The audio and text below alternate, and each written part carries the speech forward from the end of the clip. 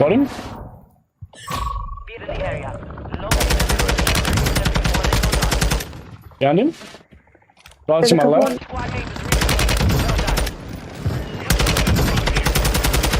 One behind it.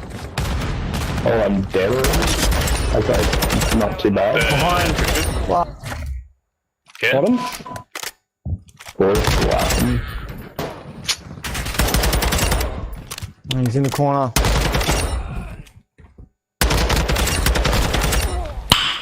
Nice. G'day, how's it going? So I'm going to talk you through the technique that I use to improve my aim over the last year or so. But first, the most important thing when it comes to aiming is your sensitivity. Biggest problem when it comes to improving your aim is changing your sensitivity. A lot of people get their set of sensitivity and then they start improving and then they change their sensitivity and then they're back to square one. So once you've got a sensitivity that you're comfortable with and you like, stick to it and don't change. All right.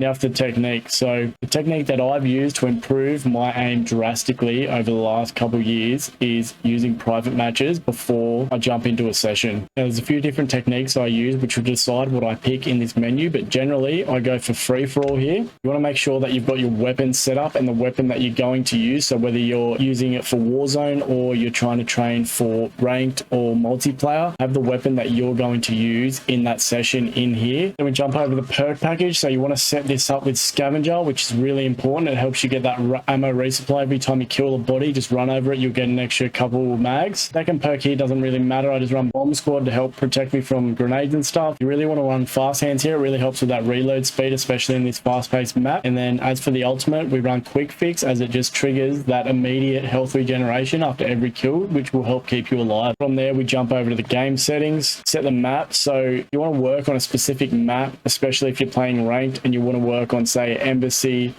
Elasilo. Pick that map so you can work on that map. But when you're straight up just trying to warm up and work on your aim, shipment is the best option here, and it's what I generally pick. As for the rules, we jump in here. So you set the time limit to maximum, which is 45 minutes. Score limit, this depends on how much time you want to spend in here. Generally, I work between 150 to 200, but you can go higher depending how much time you have and you want to spend on this. Obviously, the more time you spend here, the better you'll be and the more your aim will improve.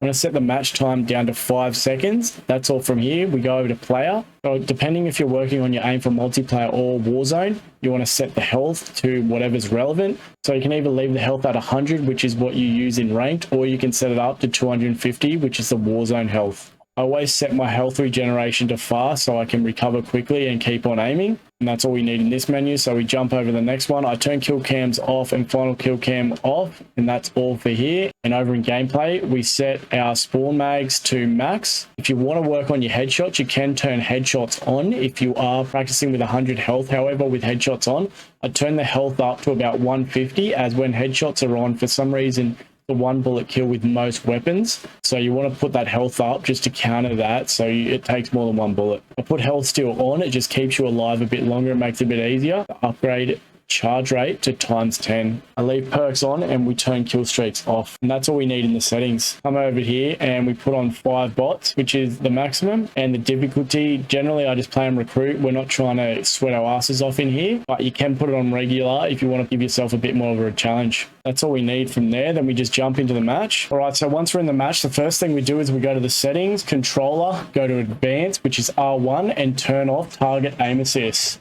So this will really help dial in your aim and help work on your aim. So with aim assist off, you've really got to learn to control your analog sticks and work on your aim. So to start off with, for the first, say, 100 or so, I just run around on the outskirts. Just work on quickly flicking and my aiming on someone. We also want to be working on our movement throughout the map. So while we're doing it, we just won't want to be running around willy-nilly. We want to be moving, using cover, or when we can, jump into cover, using it to our advantage like we are in a real match, and as we would be. And we want to be listening for everyone and moving around as you should be. So one of the drills I do while I'm practicing my aim with aim assist off is I practice snaking on this part of the map.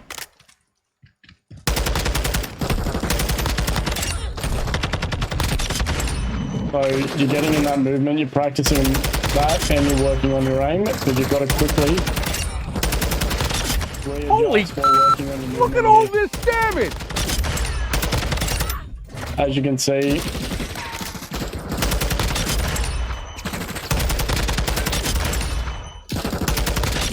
there's a lot of movement here. The reason we set our field upgrades to ×10 is so that you can always chuck out your muni boxes. You always want to make sure you got a muni box. I probably forgot to cover that.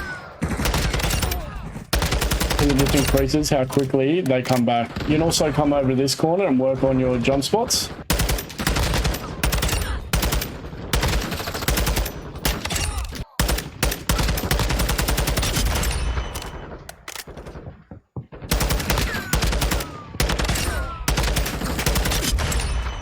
Another thing you want to work on while you're running around doing this aiming without the aim assist is work on your target acquisition. So you want to figure out what the most threat is and what the least threat is. So if someone's looking at you compared to someone not looking at you, you want to kill the person looking at you first and then worry about the person that's not looking at you. It's when you're in a match, that can be the difference between living and dying and getting a quad feed or getting just a single kill. You always want to kill the person that is the highest threat to you at that time. Once you've done about 50%, which would be 100 for me, but I'm just going to go to it now, you turn your aim assist back on. And this is what I like to call bull in the ring. So I jump into the center of the map here.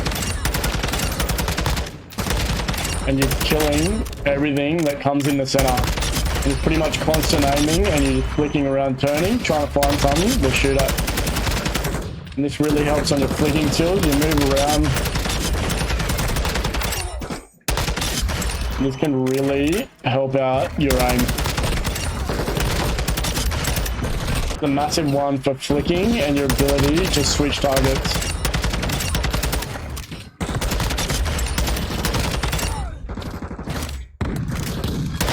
Don't be afraid to pre-fire and shoot where you think someone is, or you heard someone, as it can be the difference between staying alive and dying. Pretty much I finish off the rest of the match just sitting in the center here, clicking around and working on my quick target acquisition in here.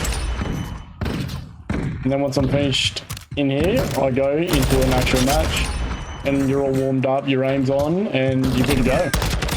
Alright, cheers for watching, I appreciate it. Make sure you check out my video on how to master weapon attachments and tune them to suit you. Alright, have a good one and I'll catch you in the next one. Bye, have a great time.